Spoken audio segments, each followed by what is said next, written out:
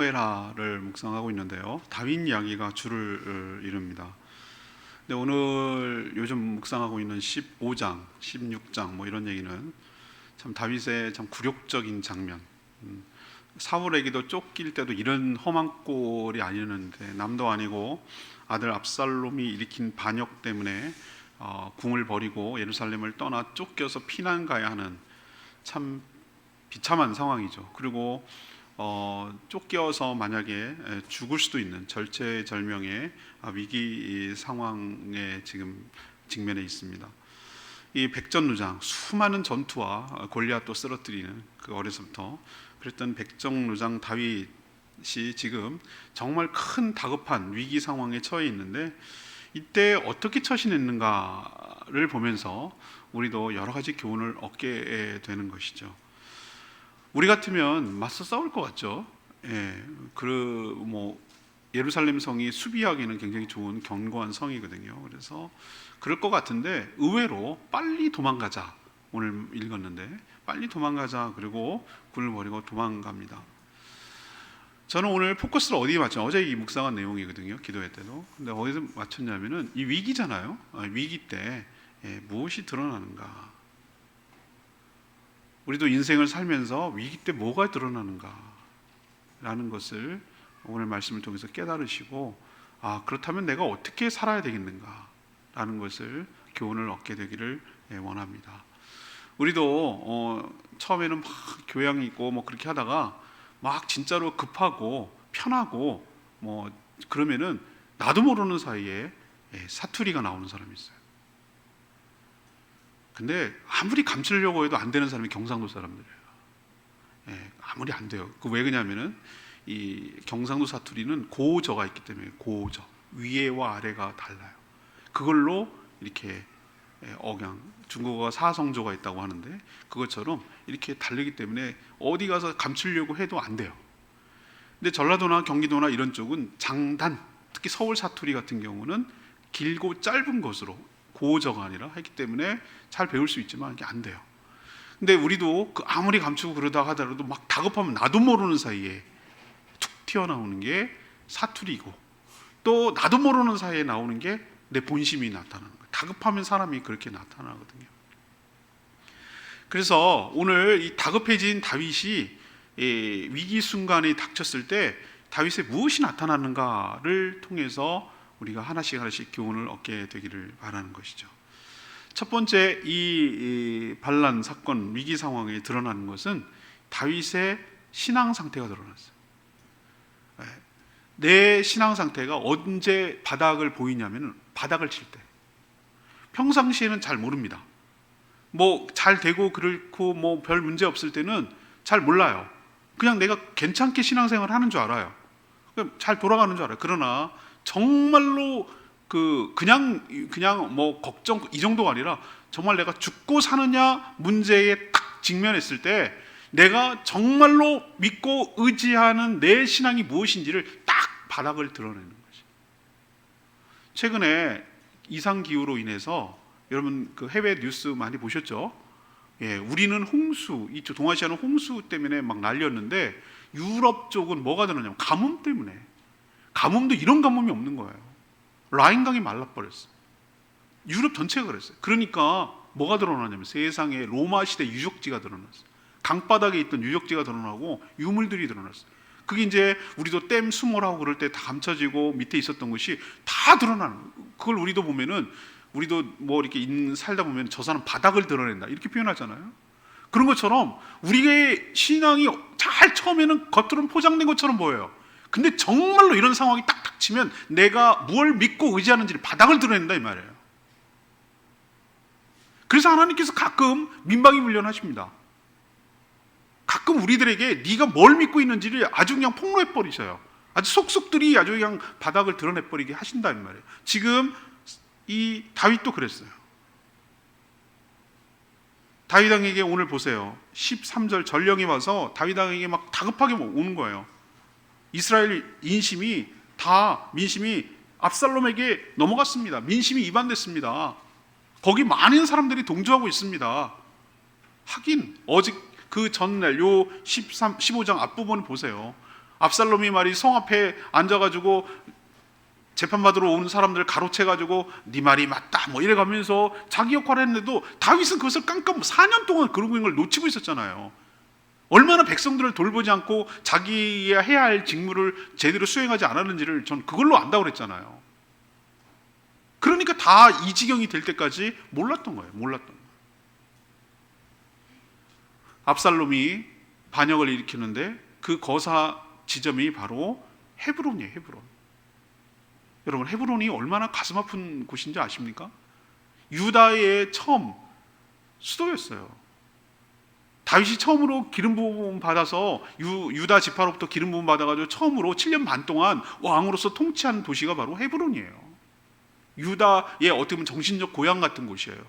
그러다가 이제 통합 이스라엘이 돼가지고 이 헤브론에서 어디로 넘어갔죠? 예루살렘으로 넘어가서 왕이 된 거거든요. 거기서 이제 통합 왕이 됐는데 그 거리가 불과 몇 킬로냐면 서남 쪽에 떨어져 있어요. 예루살렘이 있으면은 그쪽 서남 쪽으로 약 30km 정도 떨어진 곳이 헤브론이라는 곳이에요. 자, 30km.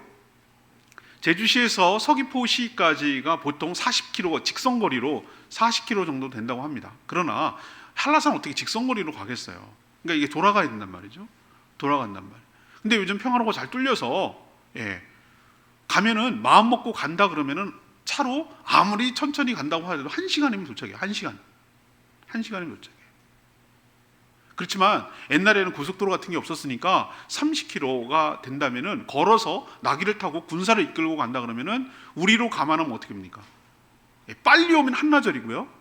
그 막 달려오듯이 오면은 한나절이고, 다 천천히 걸어오고 군사들이 끌고 와도 하루면 돼요. 하루 안에 도착을 하는 거예요. 아무리 늦게 잡아도 하루면 도착하는 거예요. 그러니 시간이 없어요. 굉장히 다급한 것이죠. 자, 이때 다윗이 어떻게 결정을 했습니까? 전격적으로 오늘 뭐라고 합니까? 14절에 모든 신하들에게 뭐라고 얘기하죠? 일어나 도망하자.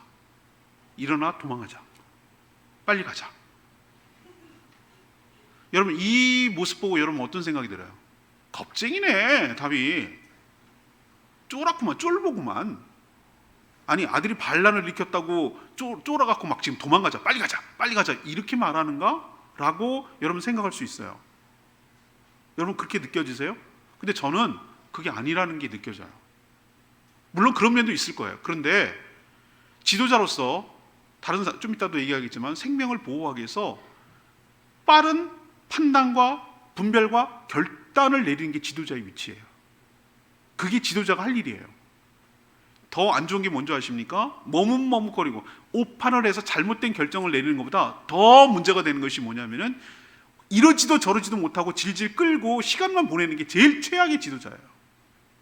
지도자는 빠르게 다 100% 확신이 안 돼도 60에서 70%만 딱 어느 정도 사실에 근거해서 정보를 얻으면 결정을 해야 돼요. 믿음으로 결단을 하고 결정을 해야 자기도 살고 자기를 따르는 모든 팔로워들이 사는 거예요.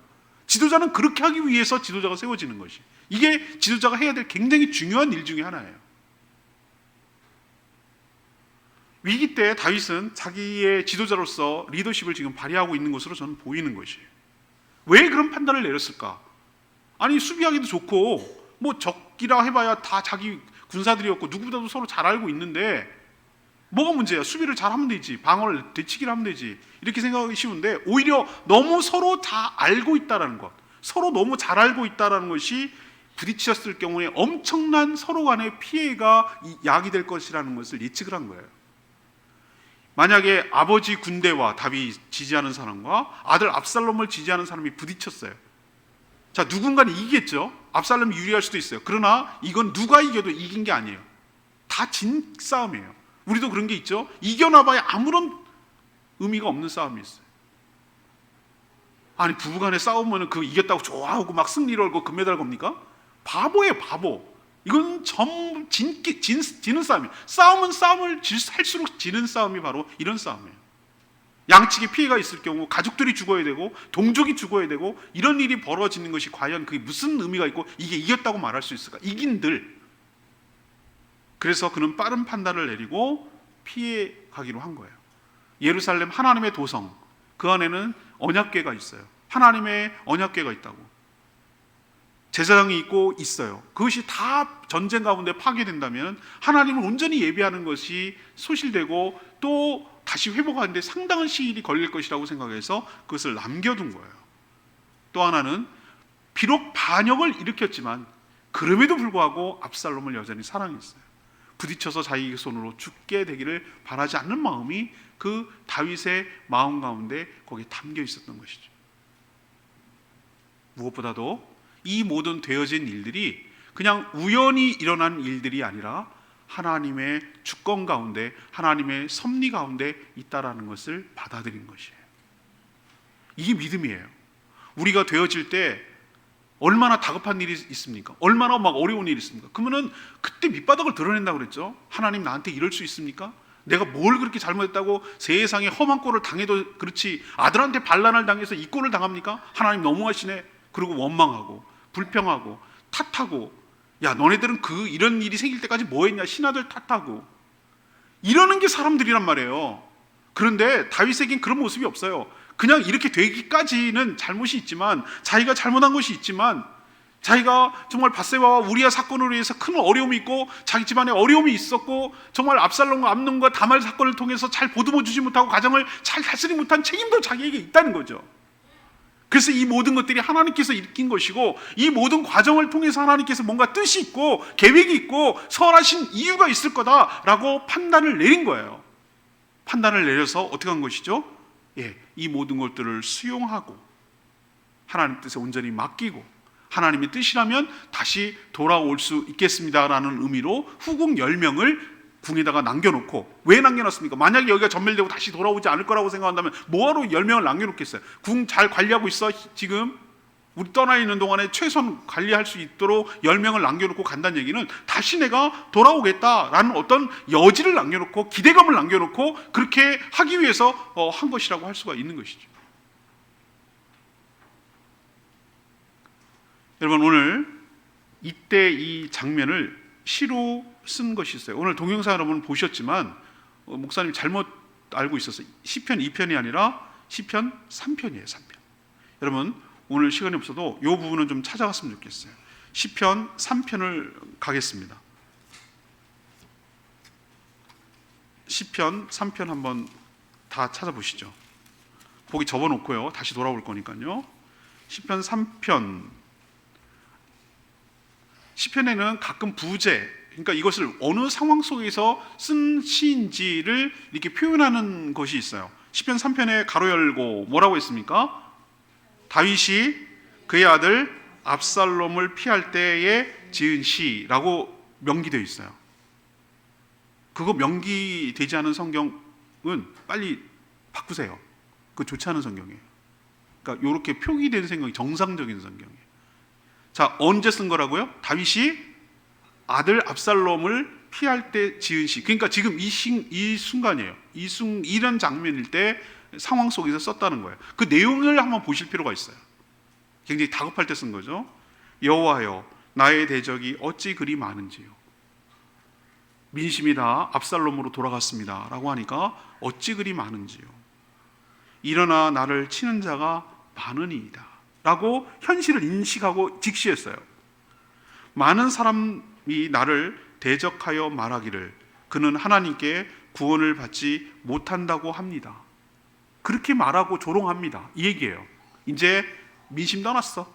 다윗 끝났어. 다윗 시대는 이걸로 종결이야. 이제는 상황 끝이야 라고 이런 식으로 말을 합니다 라고 하나님께 고백하는 거예요. 기도죠. 시이기도 하고 고백이기도 하고 기도이기도 하고 그런 거예요. 3절에 그렇지만 여호와는, 셀라라고 하는 것은 한 단계 곡조를 바꾸고 다음으로 넘어간다는 거예요. 우리가 보면은 박자 바꾸고 다음 연으로 넘어간다는 거예요. 이게 다 찬양이거든요. 셀라 하고 한 단계가 끝났어. 그 다음에 3절부터 다른 얘기해요. 여호와여, 그렇지만 그렇게 조롱하지만 여호와여, 주님은 나의 무엇이요? 방패시요. 나의 무엇이요? 영광이시요. 나의 머리를 드시는 자. 우리도 수치를 당하고 창피를 당하면 고개를 숙이고 얼굴을 못 드는데, 그런 나일지라도 하나님께서 내 고개를, 내 머리를 다시 들 수 있도록, 재기할 수 있도록 하나님께서 해주시는 분이 여호와 하나님이신 줄로 믿습니다. 4절에 뭐라고 했어요? 내가 나의 목소리로 여호와께 부르짖으오니 하나님께 간구하고 기도하니 그의 성산에서, 하나님의 산에서, 거룩한 산에서 나의 기도에 응답하여 주시옵소서 라고 지금 이런 다급한 순간에도 하나님을 찾고 하나님이 어떤 분인지를 시인하고, 하나님이 원망하고 불평하는 것이 아니라 하나님을 인정하고 하나님을 의지하고 하나님께 간구하고 기도하는 이 다윗의 모습이 위기 때 나타나는 모습이란 말이에요.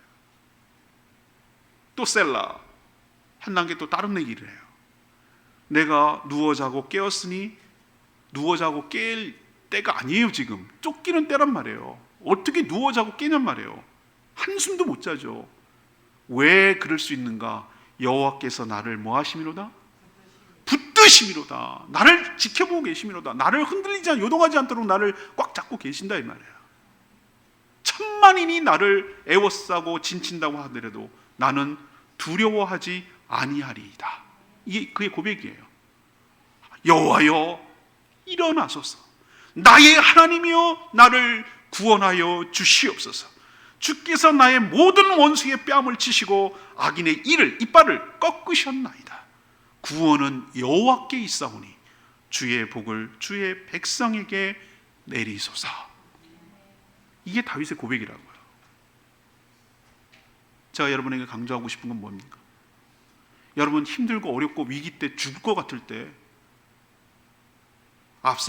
아들 압살롬의 반역으로 쫓겨가고 있을 때 여러분 다윗 입장이라면 이런 시 나오겠어요? 이런 고백 나오겠어요?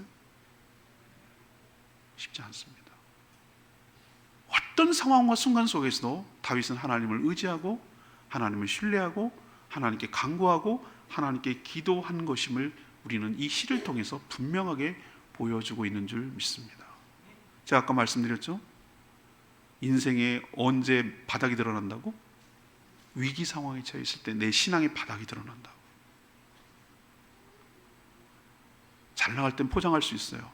문제 없어서 괜찮은 것처럼 보일 때도 있어요. 괜찮게 신앙생활하는 것처럼 보일 수 있어요. 그게 진짜 자기의 신앙의 모습이 아니에요. 정말 절체절명의 위기 순간이 딱 처했을 때 내가 무엇을 붙드는가? 내가 하나님 관계가 어떤가? 내가 하나님을 정말로 신뢰하는가?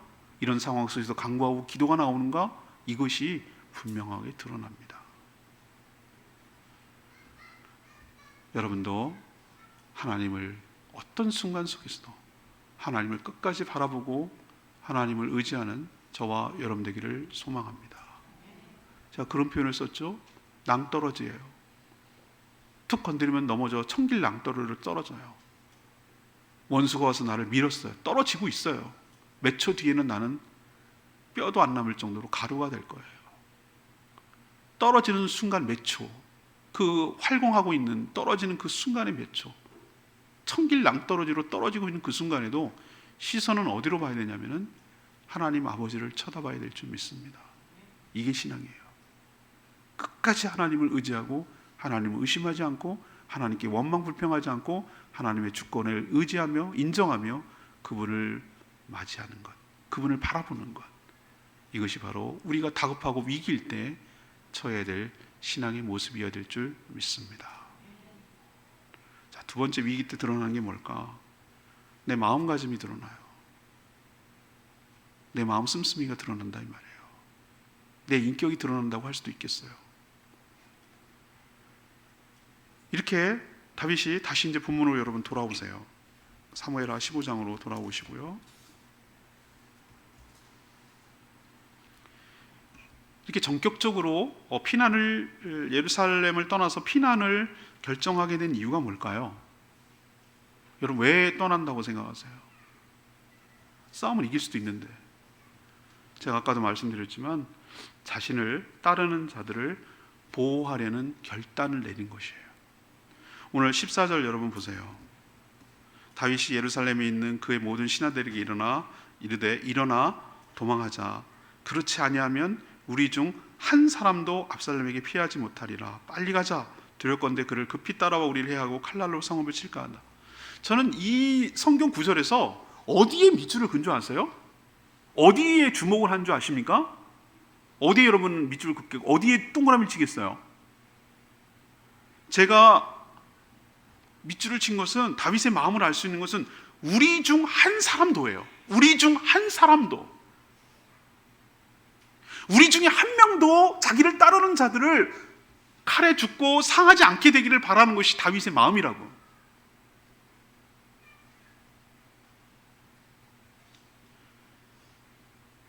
위기가 상황이 생기면 걸어봐 나살랴 남들이야 되든 말든 어떻게 되든 간에 자기 혼자 잘 먹고 잘 살려고 하는 게 인간의 본성이란 말이죠. 그런데 다윗은 그 위기의 순간에도 내 주변에 있고 나를 따르고 나를 의지하고 있는 모든 사람들이 보였어요. 그의 안위가 더 먼저 걱정됐던 거예요. 그래서 가는 것이지 싸우면 이길 수도 있어요. 그런데 그 사람들이 다치잖아요. 한 사람이라도 다치잖아요.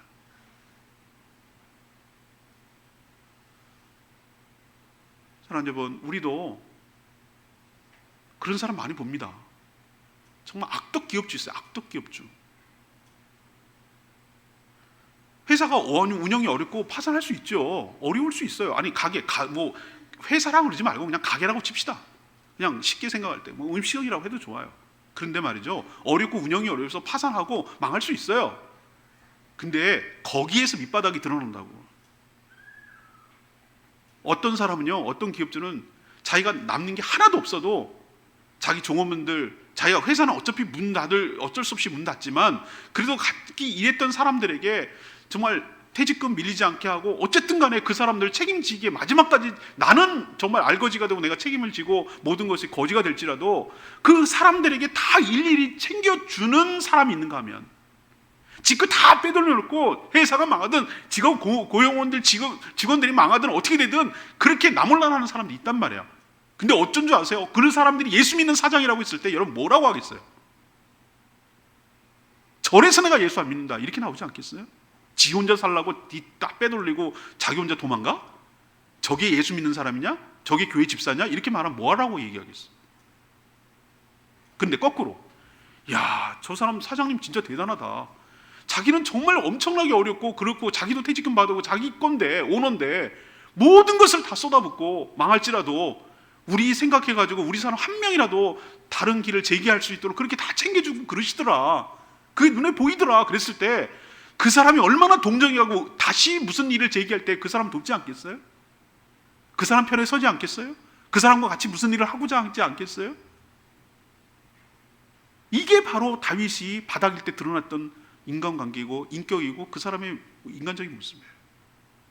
그래서 끝까지 다윗을 따르던 사람이 있었던 것이고요. 17절에 보면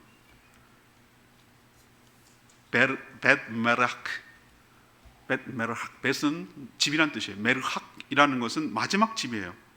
다른 번역서에는 마지막 궁이라고 하는데 그게 아니고, 우리도 보면은 도심이 있고요, 도심 끝자락에 보면 마지막 도심의 끝집이 있어요. 어느든지 도심 타운이 형성되면 그 도심의 마지막, 뭐 제주시라고 하면은 끝지점, 외도로 넘어가기 직전, 삼양도 넘어가기 뭐 끝지점, 거기에 이제 떠나기 직전 마지막 집이에요. 벳메르학. 거기에서 인원을 점검하는 거예요. 같이 가는 사람들 인원을 쭉 전열을 정비하고 점검을 하는 과정이 있는데, 누구누구가 따라왔냐면은 일단 17절에 보면은 15절 16절 보면은 왕이 갈 때 가족들이 일단 따라갔어요. 당연하죠. 가족들은 뭐 생사고락을 같이 하니까. 그리고 또 따라간 사람이 그렛하고 18절에 보면은 블랙 사람이라고 그랬어요. 이 사람들은 왕의 친위대예요. 친위대가 뭐냐면은 뭐 바로 옆에서 지키는 그 사람들 말하는 거예요. 호위병들이 2명, 그렛, 브렛 친위대가 따라가고. 근데 또 특이한 사람들이 따라갔어요. 18절에 보면은 가드에서 온 가드 사람, 이때가 이끌어가는 가드 사람 600명이 따라갔어요. 여러분, 그러니까 가드 사람 이렇게 말하니까 여러분 모르는데, 가드가 어디입니까 여러분? 가드가 어디예요? 블레셋 5도시 중에 하나잖아요. 가드가. 그렇죠? 여러분 기억나시죠? 하도 뭐 다윗하고 싸워가지고 맨날 전쟁에 나오는 가드 사람이에요. 근데 왜 가드 사람이 왜 다윗에게 붙어? 옛날에 여러분 기억나시잖아요. 다윗이 다 사울에게 쫓겼을 때 블레셋에 망명해가지고 침 질질 흘리고 막 거기 편 들어준 적이 옛날에 있어요. 사무엘 상에 나와요. 상에. 그걸 같이 읽었어야 되는 거예요. 근데 싸우다가도 보면은 우리 그런 거 있습니다. 우리도 보면은 적과 싸우는데 너무너무 저 적장이들을 할지라도 저 사람이 존경스럽고 그래. 근데 망명해 했는데 이 사람이 너무 괜찮은 사람이야. 그래서 그 사람에게 충성하고 살아가는 사람들도 꽤 많습니다. 가드 사람 600명, 이 사람들이 누구한테 망명했냐면 이스라엘 왕명했는데 다윗 보고 망명한 거예요. 다윗의 그 모습을 보고 인격에 감동을 받아서 그쪽에 망명해서 충성스럽게 지금 따르면서 있는 거예요. 자, 근데 지금 이 상황이 벌어졌어요. 이런 상황에서 여러분 어떡합니까? 따라갈 이유가 있나요? 이제 가봐야 뭐 하는 거죠? 이거는 뭐 보장된 게 하나도 없고 고생길이 훤한데 다윗도 그것을 알고 있었어요. 그래서 19절에 뭐라고 합니까? 다윗이 가드 사람 그 이때 대장한테 뭐라고 하냐면, 야, 이제 난 가면 고생이야. 너는 여기가 고향도 아니고 우리 동족도 아닌데 날 따라간들 뭐가 기대할 게 있냐? 뭐가 건질 게 있냐? 나 따르지 말고 뭐 하라고? 너희 갈 길 가라. 그냥 압살롬한테 붙어. 아니면 그게 정말 싫으면은 그냥 네 고향 가드로 돌아가. 그게 좋겠다. 그래야 내 마음 편할 것 같아. 라고 이렇게 이야기를 합니다. 저는 이 장면에서 뭐라 그럴까? 다윗의 그 인간면이라고 그럴까? 인간성이 보여요. 자, 지금 쫓기고 있는 입장이기 때문에 자기를 지켜주는 군인이 한 명이 아쉬워요. 한 명. 근데 잘 따르게 자기가 오라는 것도 아니고 피난 가는데 따르는 사람들인데 뭘 가라 그래? 못 익히잖아. 같이 가면 되는 것이지. 근데 그렇게 하지 않았어요. 가라 그래요. 오히려 그 20절에 보면은 그 가드 사람 이때에게 뭐라 그럽니까? 갈 때 은혜와 진리가 너희와 함께 있기를 원하노라 라고 축복까지 해주면서 그렇게 떠나는 것이에요. 여기서 저는 깨닫습니다. 사람이 다급해지면은 누구부터 책임입니까? 대부분 자기 것부터 책임입니다. 자기 살궁리합니다. 남이야 어떻게 되든지 말든지 내가 살고 볼 일입니다. 남을 이용해서도 내가 살아남으려고 하는 게 인심입니다. 그게 사람 모습입니다. 그러나 다윗은 그렇게 하지 않았어요. 다윗은 그 마지막 순간에도, 그 어려운 순간에도 누구를 생각했습니까? 자기를 따르는 주변에 있는 다른 사람들의 안위와 행복을 생각하고 배려하려는 모습이 보였던 것이에요. 우리도 인간성이 언제 드러납니까? 인생의 바닥을 칠 때 드러납니다. 평상시 잘 모를 수 있습니다.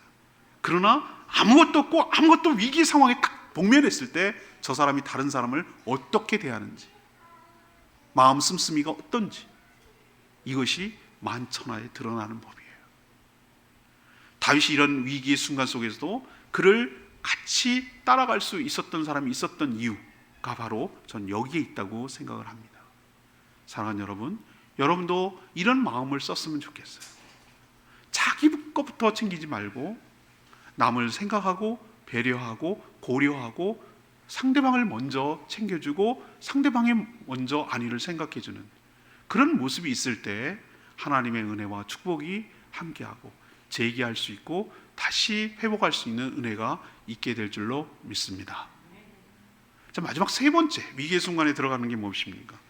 나의 인간관계가 다 드러나요. 이때 드러난다고. 진짜 나를 위하는 사람이 이때 드러난다고요. 민심은 어떻습니까? 지는 해보다 뜨는 해 쪽으로 붙기 마련이에요. 도망가는 왕 누가 따르겠습니까? 어떻게든지 뜨는 해 쪽으로 붙어가지고 자기의 안위와 자기의 영달을 꾀하려는 것이 대부분의 사람들의 모습이에요.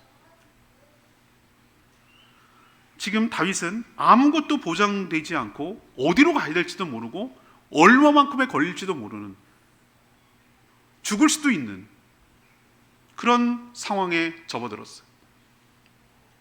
여러분과 마지막에 읽었던 23절에 보면은 그들이 온 땅 사람들이 큰 소리로 울며, 지금 이 상황을 지금 설명하는 거예요. 피난길에 뭐가 웃고 떨들고 즐겁겠어요. 다 사람들이 울고, 그 다음 내일 묵상, 아침에 묵상하고 월요일 묵상할 때 뭐냐면 다윗이 그 감람산, 올리브산, 바로 예루살렘 맞은편에 있는 이렇게 기드론 골짜기 통과해서 딱 맞은편에 있는 산이 올리브산, 감람산이거든요. 거기 올라갈 때 맨발로 갔다 그랬어요. 맨발. 얼굴을 가리고, 머리를 가렸는지 뭐 옷을 가렸는지 모르지만 두 손을 얼굴 가리고 맨발로 갔어요. 왕이 책통이고 뭐가 없어 지금. 참 이런 참담한 꼴을 당하는 거예요.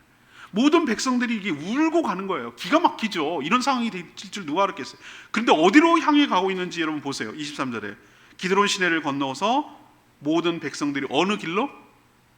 광야 길로 간단 말이에요. 여러분 광야 아시죠? 아무것도 아무것도 없는, 사람이 살 곳이 못 되는 그 길로 지금 접어들고 있는 거예요. 기가 막히죠.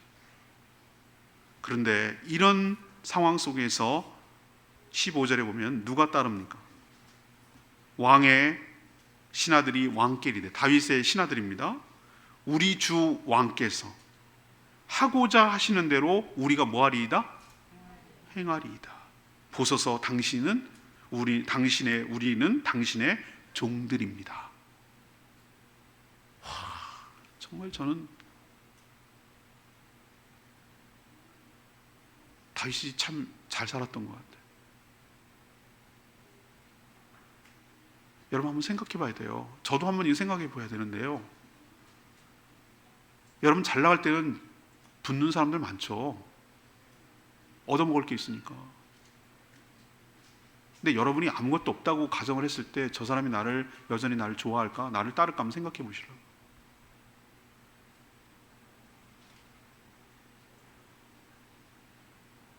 저 사람이 나의 인격과 나를 그냥 인간 자체로 좋아서 따르고 좋아하는지, 아니면 나한테 얻을 이익이 있어서 하는지를 생각해 보시라고. 다윗이요? 지금 가면은 광야길이라고 울면서 가야 될 길이에요. 죽을 수도 있어요. 그런데 다윗의 신하들이 뭐라고 합니까? 압살롬 편에 안 붙어요. 내가 당신의 종입니다. 당신이 원하는 대로 하십시오. 저희들은 그대로 뭐 하겠습니까? 따르겠습니다. 동행하겠습니다. 피난길, 도망하는 길, 죽음의 길, 광야길 같이 가겠습니다. 끝까지 동고동락하겠습니다.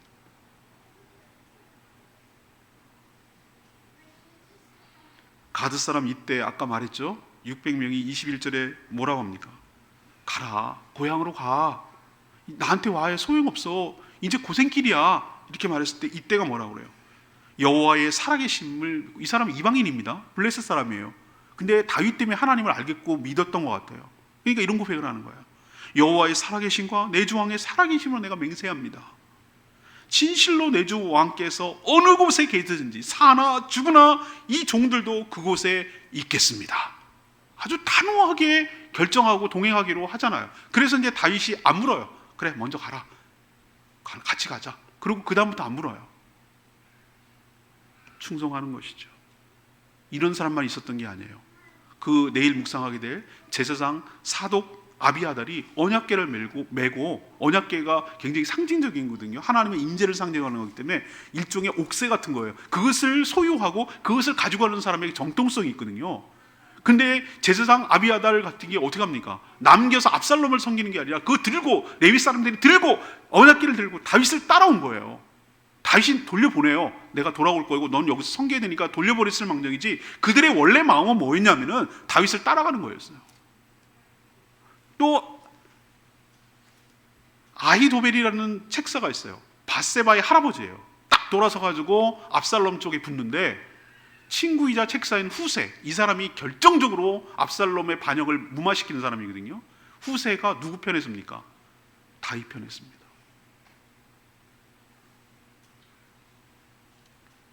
여러분, 기대할 것이 없을 때 저는 진짜 친구가 드러나는 법이라고 생각을 해요. 다윗은 정말 힘들고 어려운 때였지만 결코 외롭지는 않았어요. 함께 동행할 사람이 있었기 때문이죠.